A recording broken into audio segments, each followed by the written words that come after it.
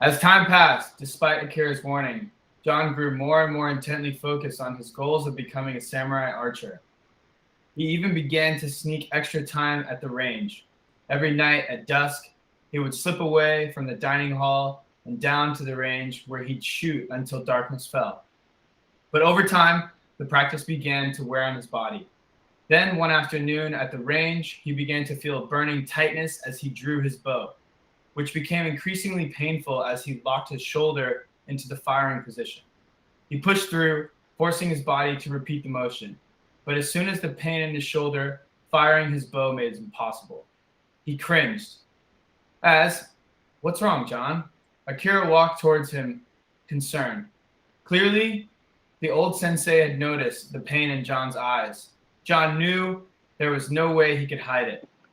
The next thing he knew, he was in the infirmary, getting his shoulder wrapped. Akira explained his injury, telling him, "Practice is good, but too much practice is not. Your muscles have torn.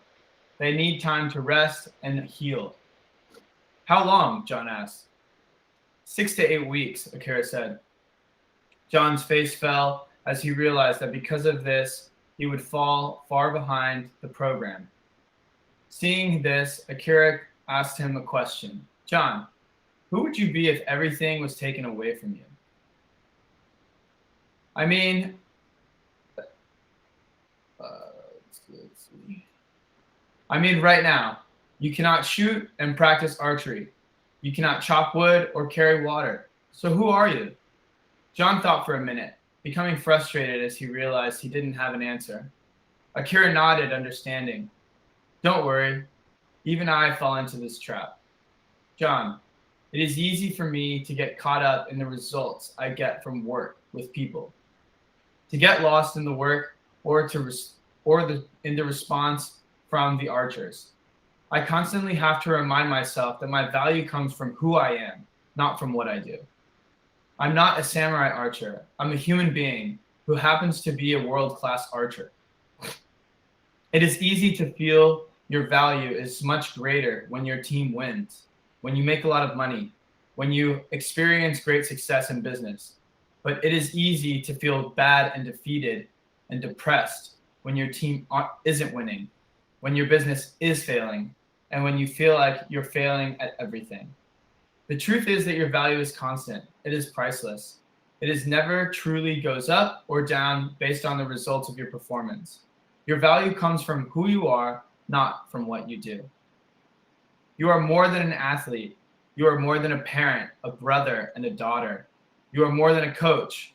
You are more than a CEO. You are more than a fast food worker. When your identity gets wrapped up in what you do, it clouds every decision you make.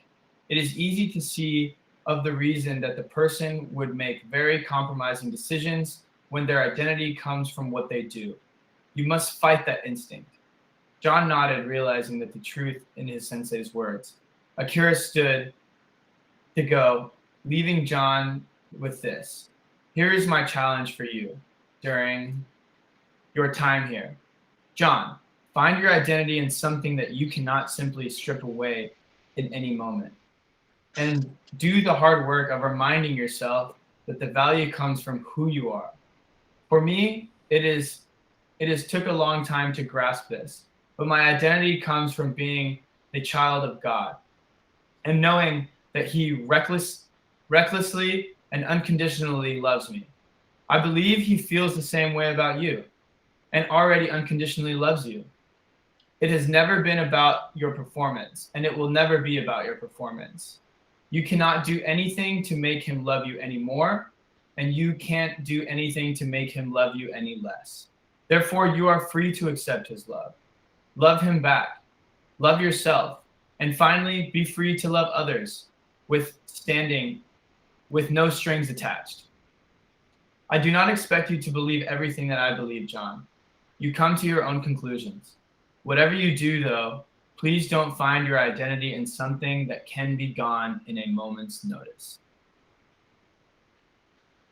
I love that passage. That is from a book called Chop Wood, Carry Water, written by Joshua Medcalf. He has a couple books that are actually really good. I've only read he has 3 books in total, as far as I'm aware.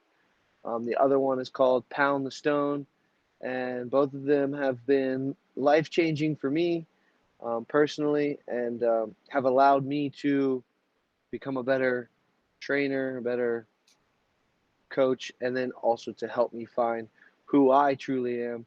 Because, as we'll get into, I definitely used to identify myself um, through the things that I did, through the things that I participated in, and the things that I accomplished. And then, so today's podcast, if you can't tell already, is about identity.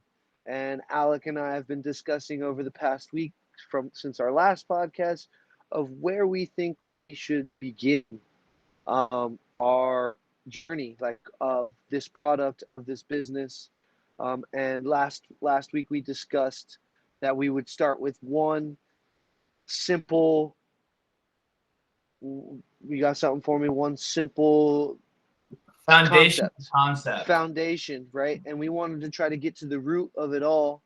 And we believe that the root is through the identity. That we can't help you help yourself without you having a solid foundation into who you are. And it shouldn't be in what you do. Okay, so you got anything to add on to that? No, I think we talked about it throughout the week, and in the previous conversation, we have the interface and the operating system already inside. And a lot of people don't realize that it comes from the inside out and not from the outside in. A lot of times we're stimulated by things from outside and we attach ourselves to those things, but it doesn't mean that it's going to change who I am internally. And I think at the Or at least it shouldn't. Right. It shouldn't, which it does for a lot of people. Sometimes people do crazy things for things outside of them, right? And that's not they tend to have negative results, negative consequences. But I think that's at the crux of experience, of life experience, is having a solid understanding of your own identity and how that plays a role in your journey, and then what you're doing along that path or along that way to become the person that you want to be at the end of the day, right? Or at the end of the year, or at the end of the 10 years, or whatever, however long projected your goals are, which I think is a phenomenal thing that we have the capability of doing, is projecting out into the future and changing things along the course of our lives. I feel like the most successful people have the ability to project 10, 15, 20 years into the future and kind of reverse engineer the process of how they're going to get there. They don't do it day by day and hope that they're getting close to their mark. They kind of have a clear vision of what they want their future to look like. And now they're doing every little detail day by day to change week by week, to change month by month, to then have a gradual shift into their overall trajectory of their life. And so I really think that for this conversation, we're really going to be talking about reframing of our own operating system, the reframing of our mind, of our physical being, and of our spirituality. I think these are three concept terms that are thrown around in society or in culture a lot these days. But I do think that rooted deeply in our systemic understanding of how we exist, they're very powerful tools, extremely powerful tools. So quickly, I'm just going to ask you, what does identity mean to you, Lexi? So to me, I mean, I've definitely embodied that idea of my identity is who I am. And I believe that we have the freedom to choose our identity. But it can't, like Akira said to John, you can't put it in something that can be taken away. Okay, so for me, identity, who I am, is, I agree, I'm a child of God, and that's first and foremost. That doesn't mean that you have to believe that, right? And then through that, and through the person that I want to be, right, I've handpicked some characteristics that are kind of my scorecard for life, right? So it's like, for example, I've got persistence, passion, understanding, boldness and courageousness, right? Or courage, and empathy, which kind of goes hand in hand with understanding as well, right? And then so through those things, uh, I can kind of have a checklist. Okay, in any situation or opportunity that I've had in my day, was I passionate? Was I persistent? Was I understanding? And through that, it allows me to stay connected to my identity and to who I am, rather than getting lost in, did my athlete perform well today? Did my team lose today? Rather than looking at those achievements as making me Metrics. feel, yeah, as metrics, those as metrics towards, am I living my identity? Is my identity solid? It's, did I give my all to my team? Was I persistent in caring for them and trying to teach them? And was I passionate about it? Was I understanding their mistakes? And through that, in my opinion, you can really never lose. You're always winning I in like that aspect, you know, because every opportunity is just an opportunity to learn and grow. And I think that once you embody a proper identity, that you can start to see every opportunity as one that you can learn and grow from. for sure. For So sure. let me ask you, how would you answer that question of what is identity to you? I think identity for me is mostly going to be like that internal compass that is always going to show me my true north, help me make clear decisions, help me stay on path. Um, and that's really going to be the course guide, or kind of like you said, the scorecard that's going to identify if I'm living through my true meaning and purpose in life. Um, those are also two things that I feel like a lot of our culture talks about a lot, but we don't really stay true to. Um, And you're talking purpose and meaning? yes, correct. Okay. Correct. And I think we can use our identity as like a foundational piece that helps us stay to that. Yeah, Stick I to the, think that without an identity, you can't really have a true purpose and mission and set forth goals that lead to your purpose and to your mission. yeah, for sure. Because And I think that the identity is the stem of it all. And once we hone that in, then it frees us to really find our purpose and our mission and our goals for yeah, our lives. cool. Um, what, where do you find the cracks in your identity? Like And where do my you, identity, yeah, like where do you think people have most of their weaknesses in their own interpersonal identity? so I mean, I can't talk about people as well as I could talk about myself, obviously. So for me, when I was in college, or just getting into college, like prior to that and during college, my identity was a soccer player. I was an elite soccer player. That was how I carried myself. That was who I was. And through high school, it was it worked. Successful. I competed at the highest level. I performed every day. I worked. And then I got to college, and everybody was just as good as me, if not better. And I was no longer the best. I no longer had that identity of being the best. And I really struggled with that. I really struggled into, I didn't know who I was anymore, and I started getting into things that I mean, I lost a full ride scholarship.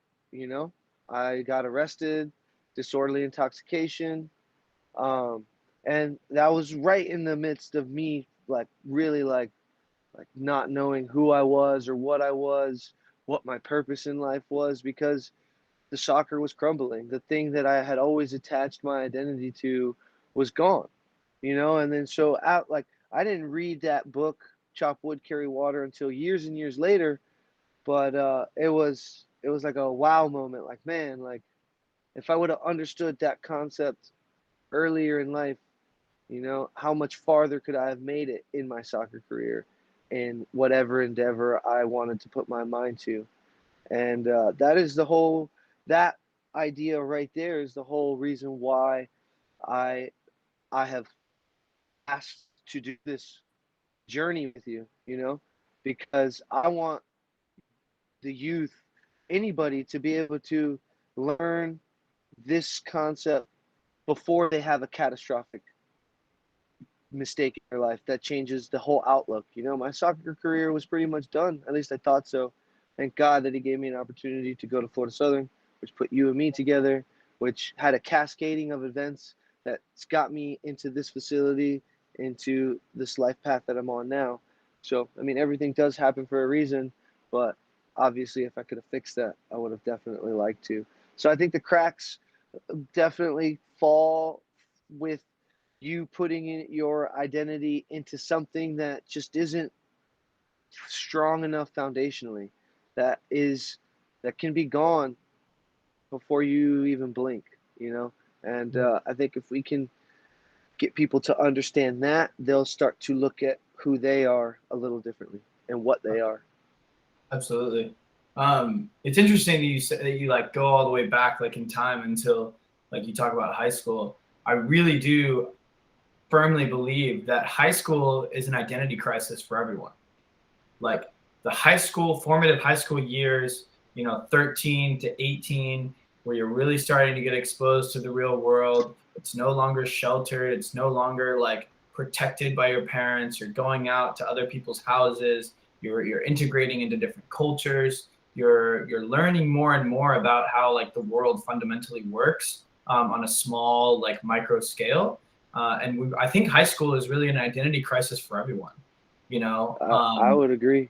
Yeah, and I think it happens that way for a reason, because what you do is you kind of like, cliche high school stories, like, you fit into a group, and then that group becomes your identity, and then that identity then sticks with you, and then when you go on to the next stage, you kind of leave all that behind, and then you're like, okay, well, now what, right?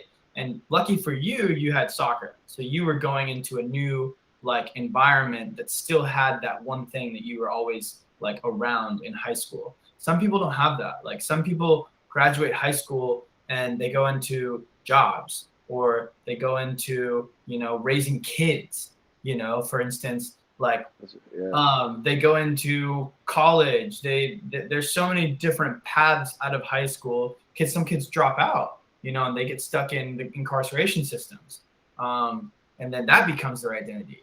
And it's kind of a freaky, messed up situation, because not once in high school did anybody pull me aside and be like, yo, what you think about yourself matters, and how you think about yourself gives value to your own like person, right? Nobody talked about that. Kids are depressed, kids are bullied, kids have problems, and nobody talks about finding sanctuary or finding healing in believing who you are and having faith in that what you're doing matters. And that is crazy to me. And that stage of learning and exploring matters, For so it's sure. like, like letting kids know that, like, yo, it's okay that you don't know who you are or what you want, but it's not okay to not go explore and to not go try new things and to Right. not put yourself out there, because you still don't know what you like and you want and what you want for your future. And I like that, because I think that if we would have had access to something like this, I think that would have definitely helped me set the stage for my future and kind of have Yeah. a better idea of what I wanted to be and what I wanted to do and who I was. Because I even as a soccer player, I mean, that was the only thing I knew that I was. Right. I went to school not knowing what I wanted to do if I never made it as a soccer player, what I wanted to study, it was a free for all basically, which is good, but I felt that was bad at that time. I was like, man, I see this kid over here, and he knows exactly what he wants and what he wants to do. I don't know shit, and that made me Right. feel bad. I don't know. Yeah, and it's so funny because like I hear you and you're still talking about like what I want to do and the things that I'm doing and like the the careers that I want to have. And again, we're stuck into this trap of like identifying ourselves as what we're doing instead of like, no, I'm just a being. Like I'm sitting here being. I'm not doing anything. I'm Yeah, being. yeah. And that like That is funny. being able to sit with yourself and understand your own being is the power of the identity. Like, like I can sit here and I'm still passionate. I'm still loving. I'm still caring. I'm not doing anything. I'm having a video call. I'm not a video chatter, right? Like Yeah, yeah. that's not my identity. But it's all of the things that make me me that I'm sitting here with. And That's you true. know, my guided meditation practice helps me empower me, like helps me believe in me, and it wraps like it gives me the power to like seek out into the world and pull all the cool things that I think are fascinating and then just store them inside and then create inspiration around them and then move that inspiration in the real world given these tools that we've talked about and then create change in the culture because of that. And that is the Yeah. true power of the human being collective. And I like that because the way you're talking makes me think of like the way I was talking is I'm putting myself in a box, you know, where the way you're talking about it's like you can swim through anything you want. And if you want to be a podcaster today, great. But if your soul's calling you to go be, a CEO tomorrow, you can try to do that or whatever it is, Right. or a musician, because whoever Alec is, he's going to embody that. And because he knows who he is, he can go do whatever he puts his mind to.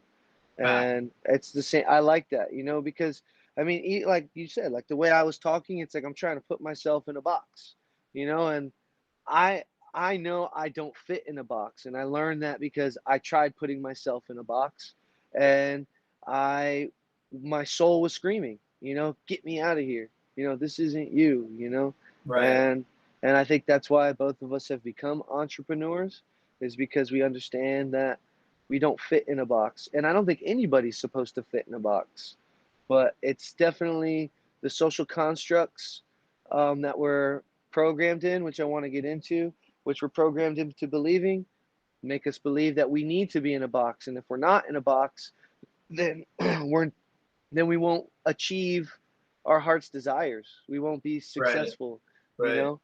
And so about like, because basically, like the true essence of what we're talking about with our identity and all this stuff is like reprogramming our mind, right? You would say reprogramming our thought process, right? Yeah. And it's like I go buy a new iPhone. I mean, I just got a notification earlier to update my new iPhone. I buy a new laptop, I buy a new TV, a new car. I'm always updating, always upgrading everything around me, but we never really think about upgrading ourselves, you know, and upgrading the way we think about ourselves, the way we look at the world, the way we see the world, the way we handle negative situations, the way we handle positive situations, um, all these aspects that, I mean, we are the software, the hardware, and the user, and we have the ability to take a outside perspective of ourselves physically and mentally, cognitively, and say, okay, was that a good reaction? No. Or is that programming obsolete? Is it still functional? And we have that ability to say yes or no and change that. And I think that helping people understand that concept and then providing them with possible softwares that they can that they can download and then decide if they want to integrate it into their operating systems, then that is, I think that will free a lot of people. Absolutely.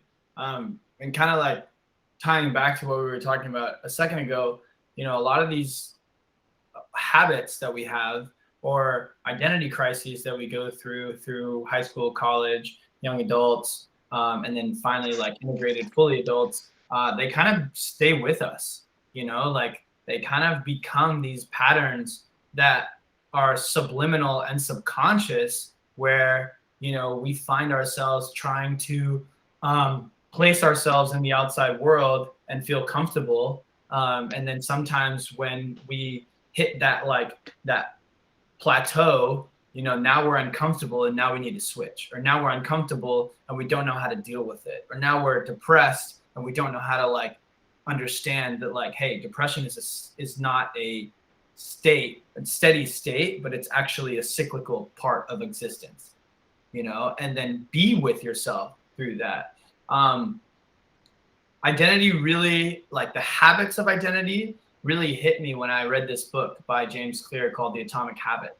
And it talked about, habit mapping, habit stacking, documenting your habits. And it really what I did was I created kind of a pool of data where I was like, okay, yes, I have my interpersonal identity, but this is how my identity is actually interacting with the world outside. And it really kind of mapped out my day-to-day life, the things that I was doing, positive things I was doing, and negative things that I was doing, up in the world, not really from dealing with situation, but more my daily habits and how aligned with my goals and how aligned with my identity. And so that was a really pivotal for me, that I think kind of changed the way I understand habit and how I can reflect my habits to now understand a little bit more about my identity.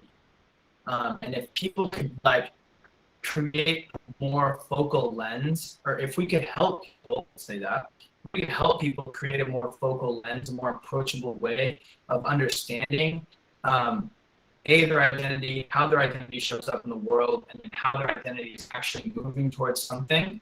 I think that would be a very powerful tool that people would have. So this brings me to our next question. How can we optimize identity? What are things that we can do that we can optimize for identity? That's a good question. And so do you think that our identity should be stagnant, or do you think it should change as we evolve and as we experience new things? And I'm definitely going to be, that's an easy one for me. That's definitely going to be in the camp of we need to evolve with the stage that we're on, right? So I would agree.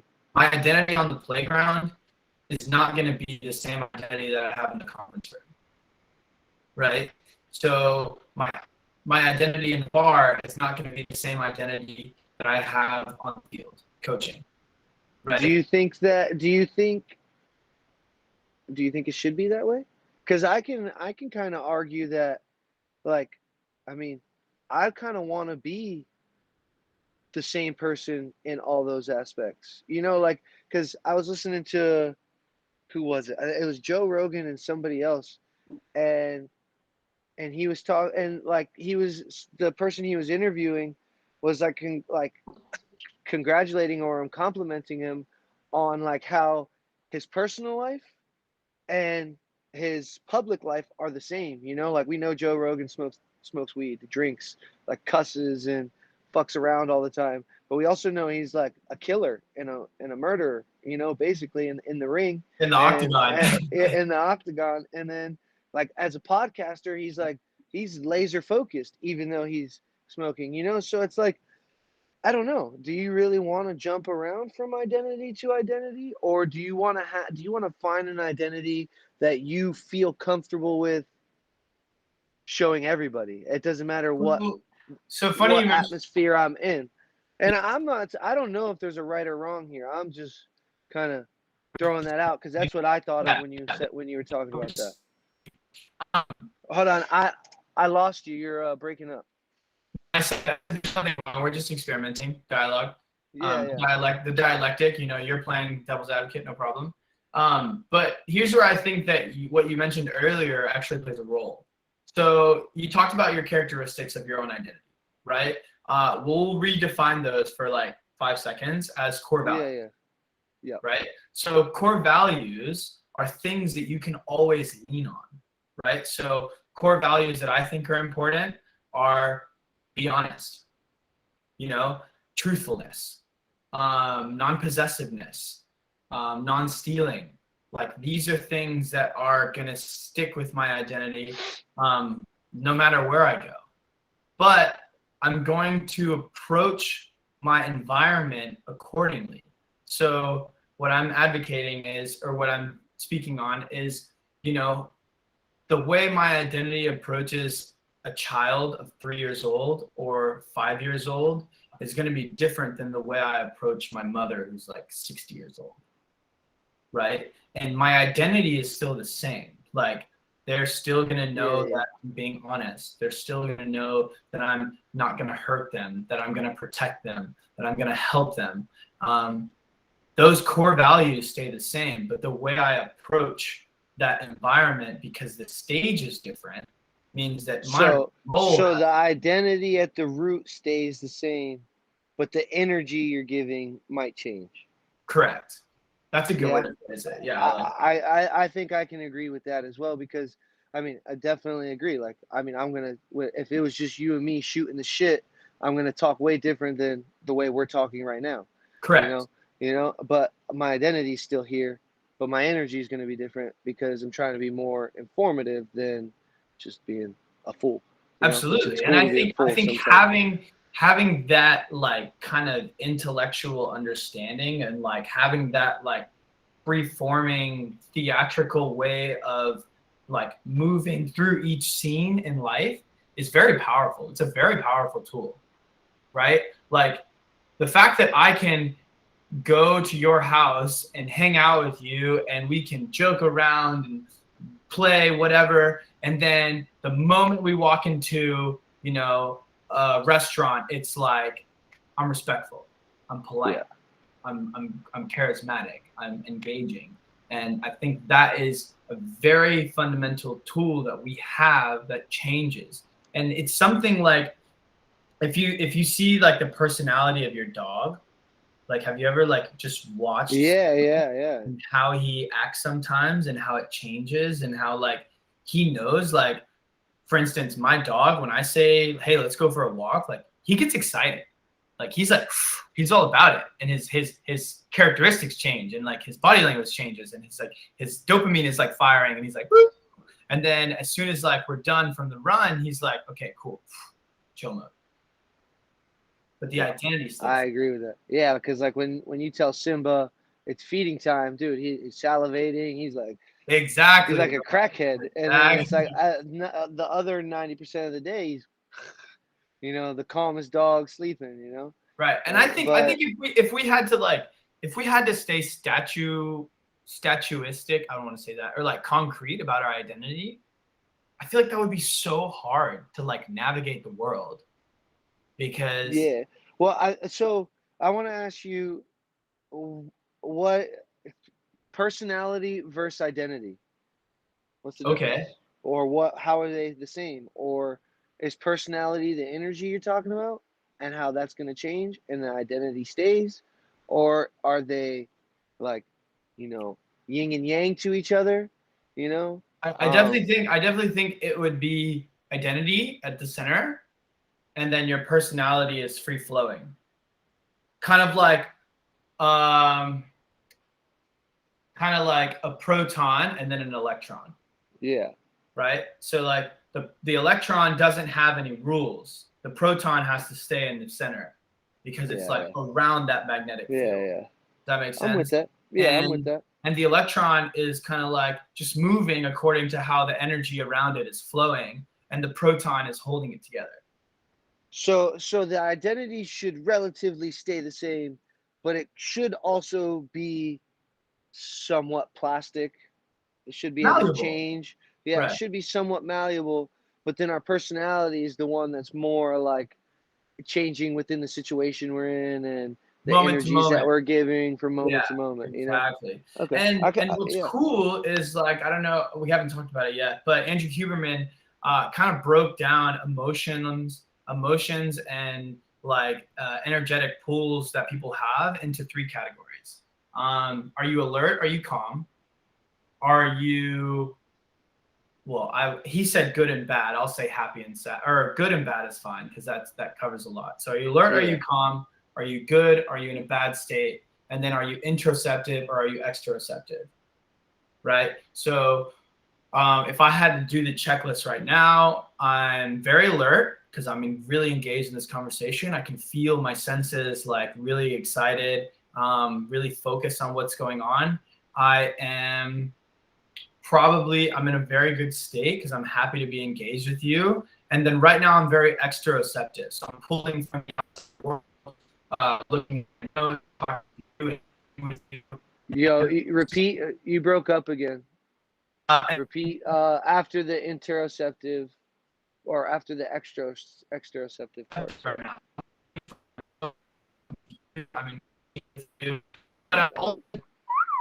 Connection is shocking, son. Really? Yeah. I don't know. You're like frozen right now. What you got? Spectrum Wi-Fi, boy?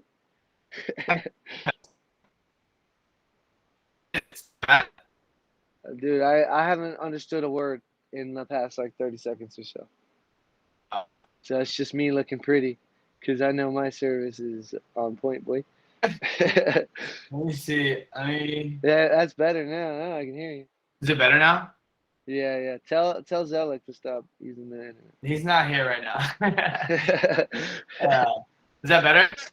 Yeah, it's much better. I don't want to jinx it, but Okay. I'm right exteroceptive right now. So I'm pulling from my notes that are in front of me. I'm engaging with you, who's talking to me. But then I'm also doing this very dynamic thing that we do as human beings. And I'm able to go inside and think. Yeah, because I feel like when you're talking, I'm very interoceptive on like just trying to like, because obviously it's coming from the external, but I'm trying to internalize it and really like understand it, you know? So I would say that's more interoception.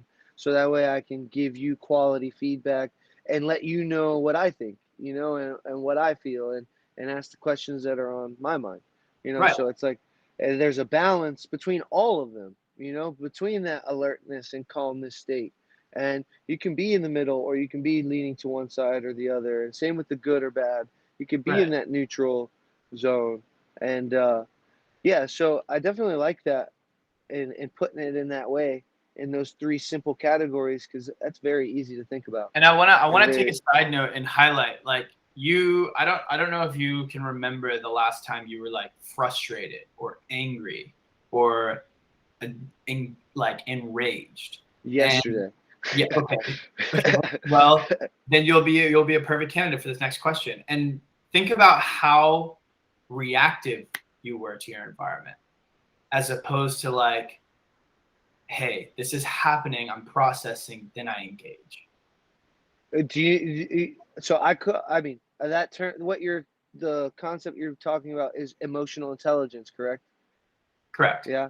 Right. So it's like yesterday, so I feel like I've always been pretty decent at emotional intelligence. Now, obviously, I'm a human being and I can't control it always. But yesterday, I had a client and he was just looking sloppy, you know, and he's not sloppy. He's actually pretty decent, you know, pretty good technically. And he was just looking sloppy and I was getting frustrated and like I could feel like my skin starting to get hot. I was starting to sweat, you know, and like I could feel myself and like I wanted to like, you know, talk some shit, you know, but I was like, man, like I decided to internalize that and think while he's going through the drill, like what is the best mode of action to help him understand what I'm seeing? Because even though I see it, he doesn't see it, you know? And it's like, so I'm sitting there kind of having a discussion with myself, like, okay, what can you say to him without being emotional that's going to help him understand that he looks like shit, you know, without discouraging him, without making him feel like that I'm just a pissed off coach all the time, you know? And I was able to have a discussion. I brought him in and I asked him, I was like, how do you think your training's going? You know, and he's like, not bad. And I was like, if you want my personal opinion, it's sloppy.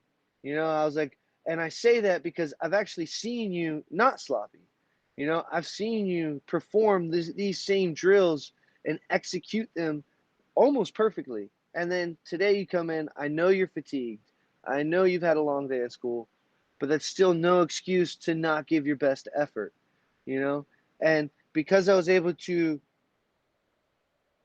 be like converse with myself emotionally about my emotions, I was able to show him a perspective that he might not have been able to think about, you know, because I was like, look, man, if I was a coach that was recruiting you or that was trying to put you on my team, I'd look to another player right now. You know, I was like, I'd say, you know what? I can't waste my time trying to develop this guy. There's already another guy right here that already has that technical ability.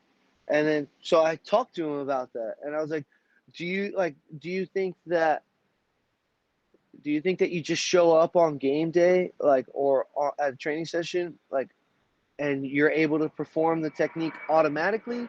Or do you think that when you're at training, you have to focus on it and focus on your technique and do it to the best of your ability? So that way, when you do go show up on game day, it is automatic, you know? Because I do believe that as humans, we want to automate everything, you know? And I think that's why we run into a lot of the issues we run into, is because we just put in things into automation and then we just kind of let it go, you know? And it's like, if we can learn to train intently with intention, you know, and with a certain focus towards certain aspects, then that opens up that window of good automation, you know, Right. because it's like, for me, when I step out on the field now, I don't have to think about my balance or my where my feet are or how I'm touching the ball or how I'm turning.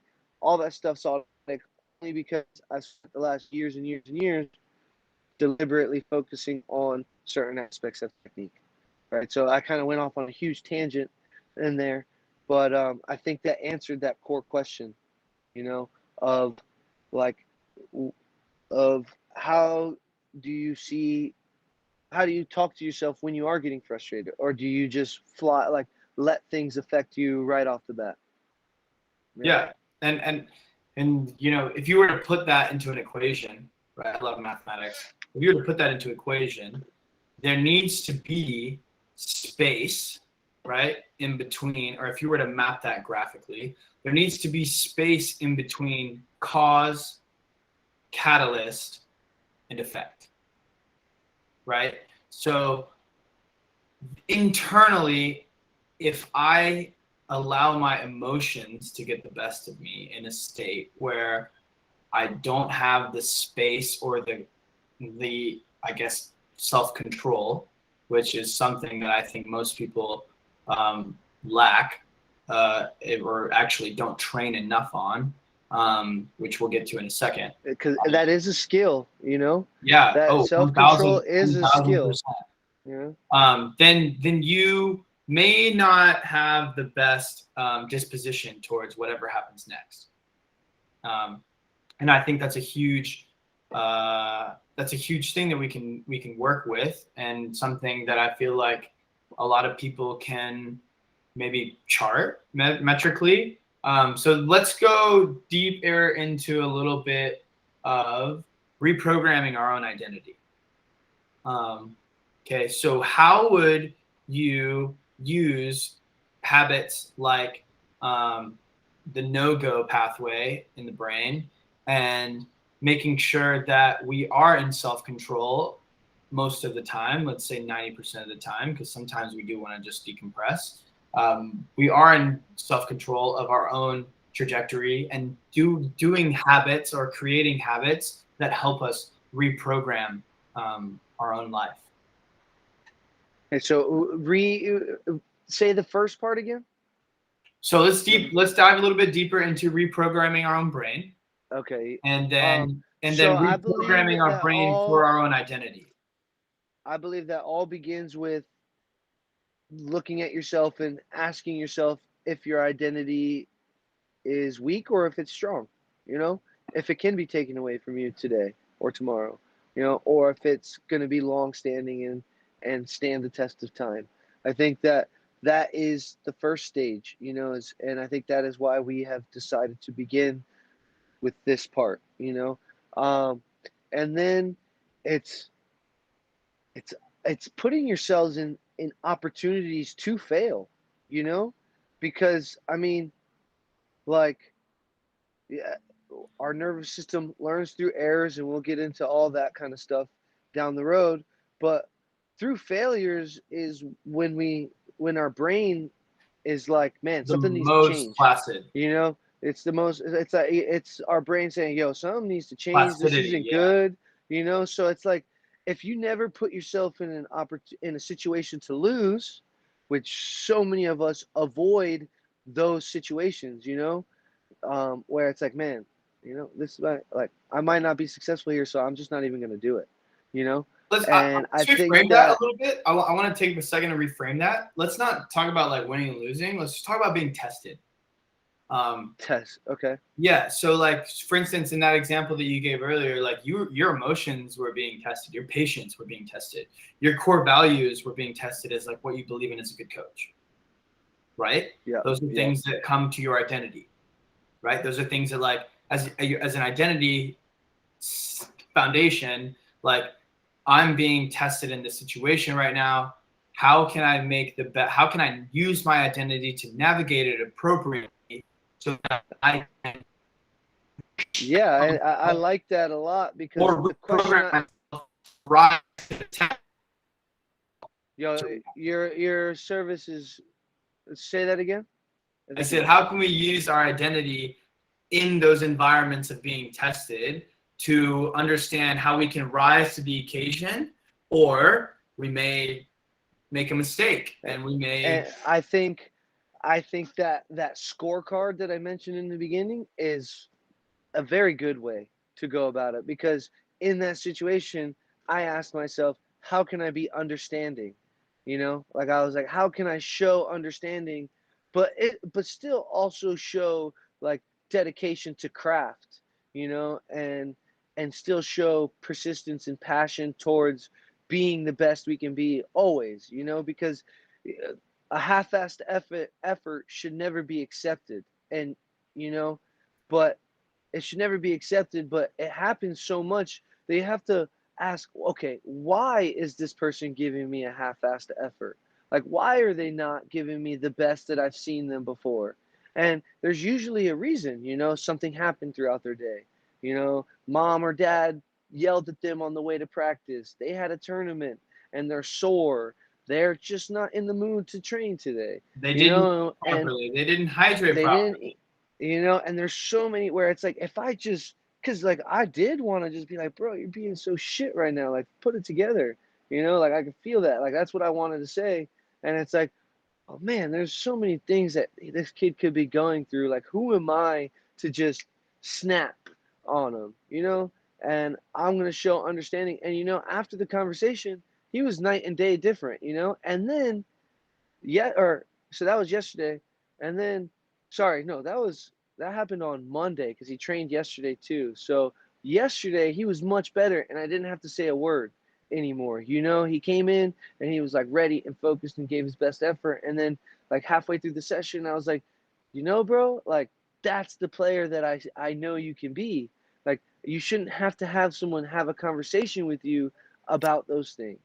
That should be you always pushing yourself to that limit and always striving to be what you just showed me you could be. And you don't do it for me or for anybody else, you do it for yourself, because I could care less if you want to go pro or not. If that's a choice on you. Like, I'm going to be the best coach I can be. I'm going to do everything I can do to be the best. I can't force you to be the best either. Like, Right. you have to make that conscious decision for yourself. And I try to get my clients, my kids, to understand that it has to be a conscious decision, that you want it for yourself, that it can't be your mom or dad pushing you. It can't be any of these outside, these exteroceptive stimulus. It has to come from within. And if you ever want to make it anywhere far, it has to come from in here. It can't come from out there. For sure. And it's funny you mentioned that because, I look back on my own soccer career and I'm like, I never had a coach that really left a lasting impression on me that I was like, you know what? I'm going to put this on my internal shelf. I'm going to put this on my internal shelf. I'm going to put this on my internal shelf, bookshelf, or, item shelf, whatever that looks like. And then store those lessons within, because yes, you aren't born with infinite knowledge. Like, it just doesn't happen. You go throughout life and you get to experience things and you acquire knowledge, which, like we talked about in the previous conversation, becomes wisdom, and then the wisdom is then applied to become experience, right? So that's so funny you mentioned that, because essentially what you were trying to do in that moment is reprogram him to understand, like, hey, this is an internal decision. This is an internal identity statement, right? So your coaching is actually reprogramming him if he's receiving it properly, and if you're delivering it properly, to get him to realize, hey, you are the user and the interface. Like, store these lessons within you, because these are going to be the things that when I'm gone as a coach, Alexi, and you're training with a new team, you're going to have to bring out of your own self, or you're going to have to go within and access that wisdom so that you can perform your best, whether it's a trial, whether it's a match, whether it's a practice, right? And so kind of like, it's so funny, like it hit me, like, coaching is actually reprogramming players to be the best versions of themselves. And we're trying to build good habits in them so that they can access higher states or higher levels of play. And I think that's missed. That mark is missed on a lot of coaches. You know, they don't understand that it's like I love soccer so much because you can't joystick, you can't be a joystick coach. Like football, you can draw up plays and, make sure the defense or the offense is set up in a certain way. And same with basketball. You could call a timeout and say, look, you go here, you do this, make sure you set a screen here, whereas soccer, it's like once that whistle blows, your coach can only sit on the bench, really.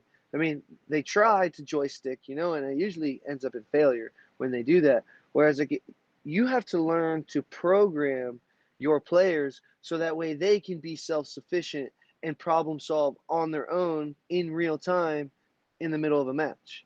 Because and that's why you spend so much time training. And I like to use that analogy with my players and their parents, about life. It's like, man, we just want to joystick the kids around and go here, do this, be that, go there, and it's like, you're not letting them learn how to reprogram, to problem solve. You're not teaching them vital qualities that they're going to need one day, because you're not going to be on this earth anymore. And then they're going to look and they're going to be lost, So I like that. And then before, I want to, because you were saying something about, I can't remember exactly, but it made me think of a crutch, and I don't want, and I hope you're on the same page, is I don't want this app or this podcast to be a crutch for people. I want it to be something where we're building you to where you no longer need this app, or you no longer need us. Like, once you have it figured out, now, if you want to be a part of the community and talk to like-minded people and compete and do certain things through the app, then by all means stay. But it shouldn't be a crutch like, okay, I can't sleep, I need to go to the app to figure out why and what I need to do, and then I want to help reprogram and teach people to reprogram and program themselves. Yeah, and it's, I really like that you want to make that a core thing that we want to stay away from.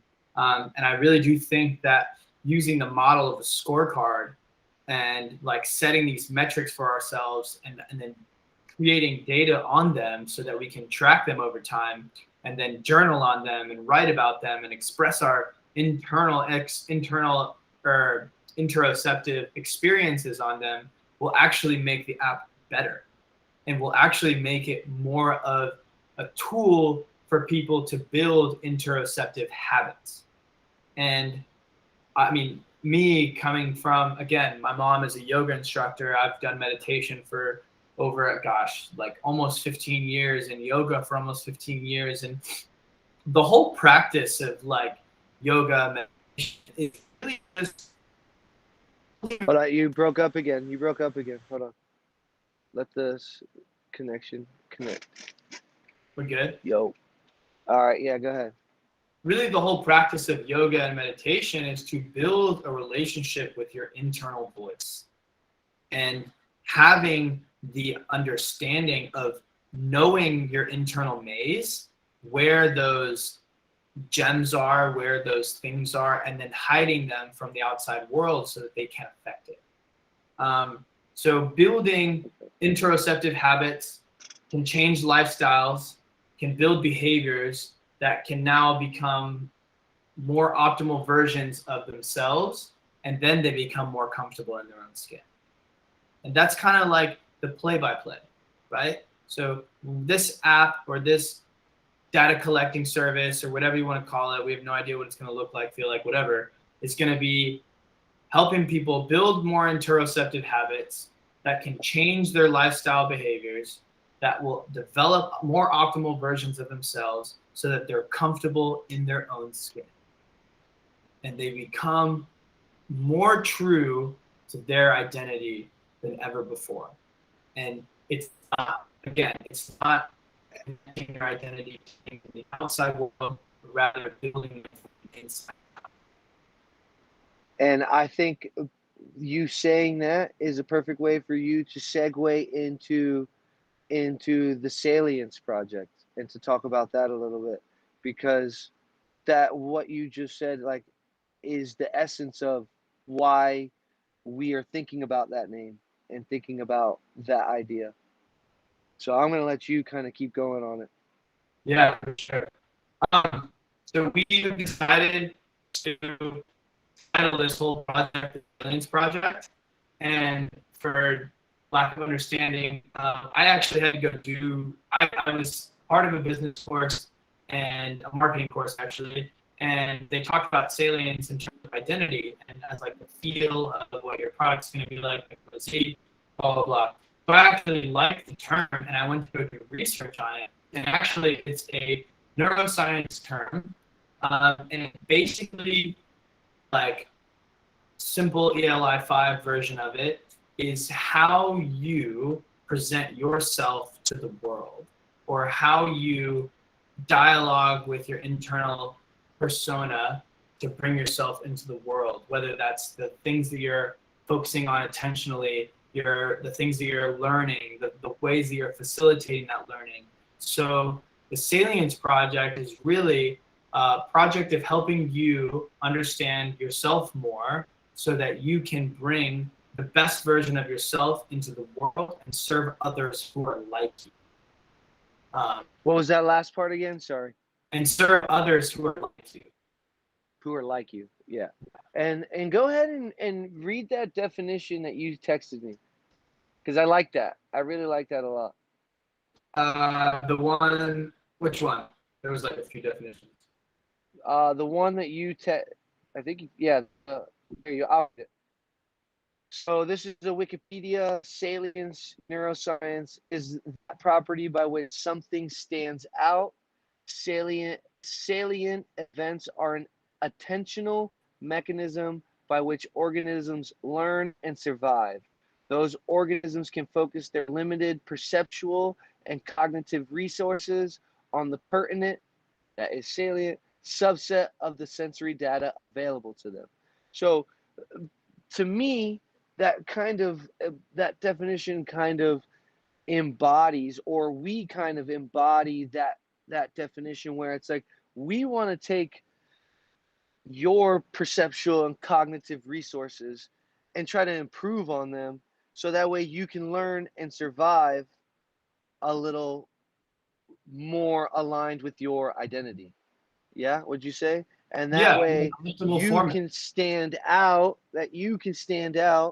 and be that light that beacon that others are attracted to. And then you can in turn help them to embody their essence through these things that we try to, these tools and these protocols and these discussions that we try to share with you all. Yeah, Yeah. I think that's a great way of mapping it. And realistically, like it's really going to come down to the micro scale. You know, it's yes, we hope to engage with people like all over the world and, you know, talk to people about this project, et cetera, et cetera. But it's really going to be the people who are having conversations with their neighbors or their roommates or their parents or their siblings or their children, about the importance of being of like salience, I guess is the right terminology.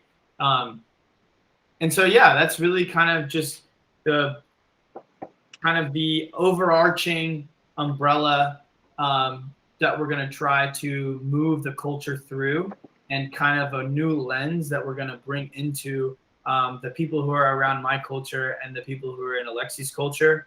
And then hopefully they will branch out into their own subcultures, and it will slowly integrate itself into the overarching culture. Hopefully within the youth first, that would be ideal, so that the people who are going through high school and middle school and college, and they have more tools to understand themselves better, and they don't get caught in these traps, these culture traps, which are being fed and curated to us, which we've talked about previously. I mean, it all looks so good, you know, and it's like, it's enticing, you know, and you want to be a part of all that and a part of the masses, but it's a much more enjoyable life when you are who you were meant to be, and you are who you like, you are your true essence, and then you can go be a part of the masses and really share true connections and qualities, and really make a difference on people, because so many people are lost in this world. And if you can be one that just has genuine conversations and is true to your identity, I think that will just begin making this world a better place immediately. Absolutely. And that is why we started, with identity, because how can we ask you to make these changes, or to look at yourself in this outside perspective, if you don't understand who you are, you know, and if you don't understand what you intend to become, you know. And I think as soon as you root that down, then you can really start to delve into these other things, into these Absolutely. optimism, and it gives you a better idea of what you want to optimize, you know. And Alec and I have begun asking just friends and family and passerbys, like, if there was one aspect of their life that they could, or daily life that they could optimize, what would it be? And a lot of people are talking about sleep, and, you know, time management and body composition. But I think all that begins with the true identity, and who you are, and to really figuring out uh, that aspect, and then we can kind of really tackle all that. So I do Yeah. want to ask you, Alec, what do you wish you could optimize, or would you like to optimize for?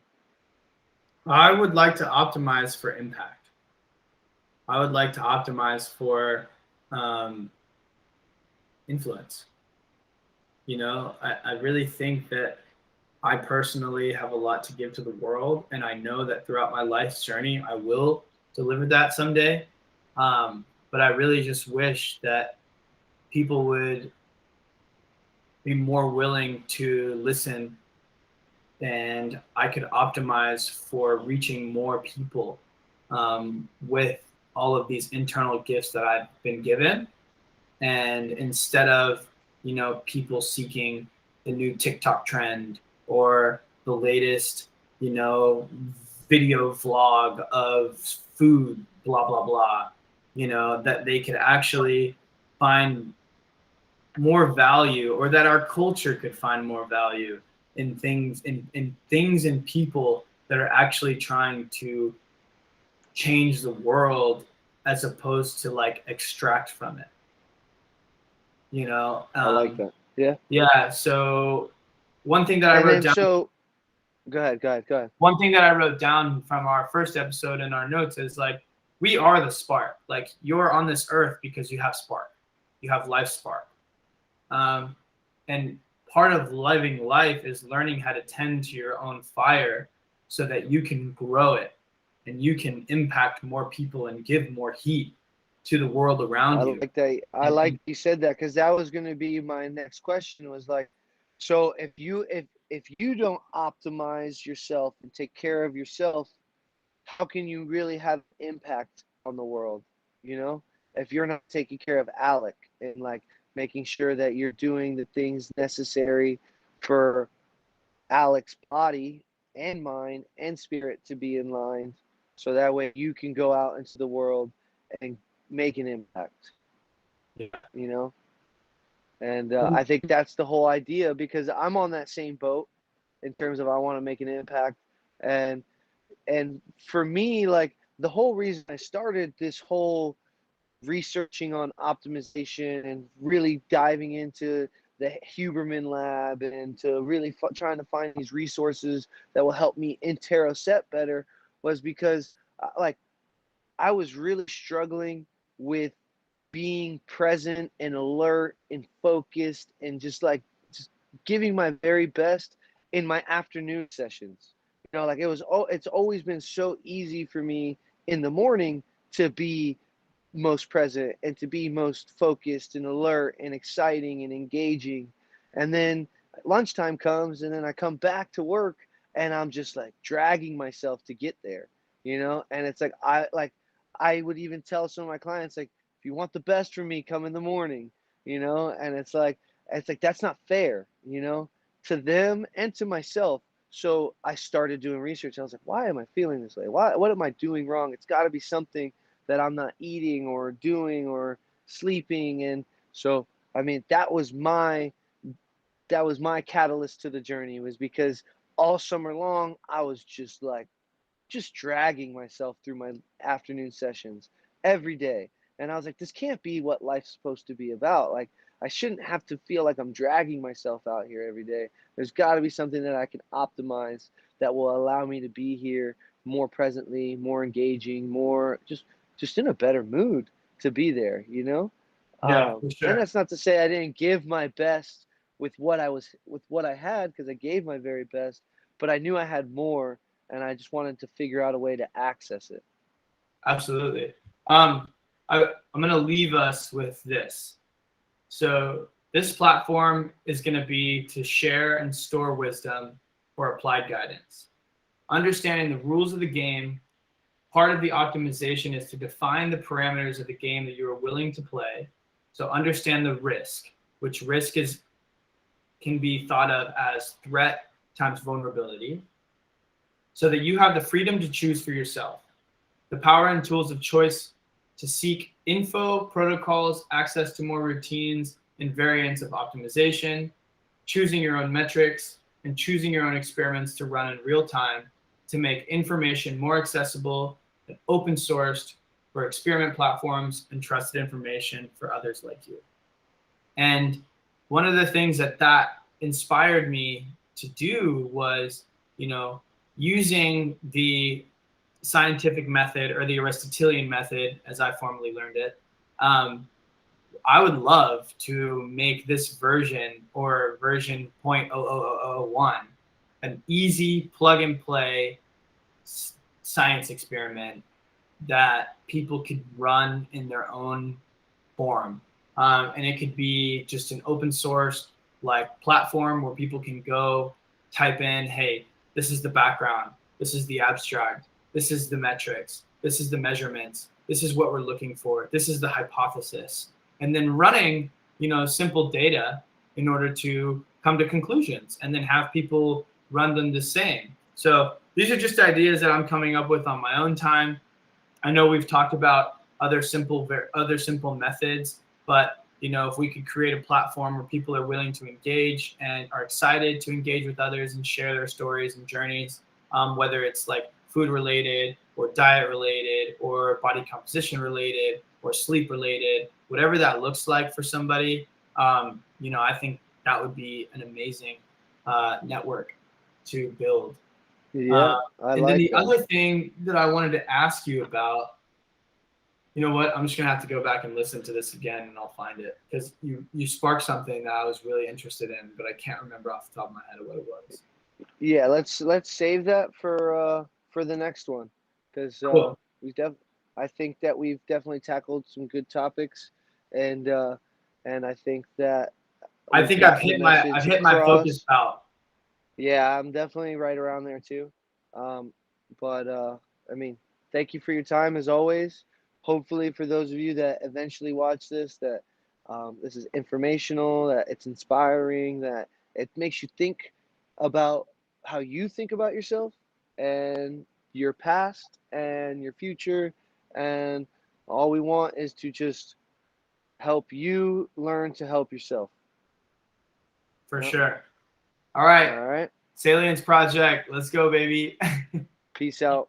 All right, I'll talk to Lexi. you Have a soon. great day, bro. Yeah, you too. Go watch Champions League. Yeah, I'm about to switch that.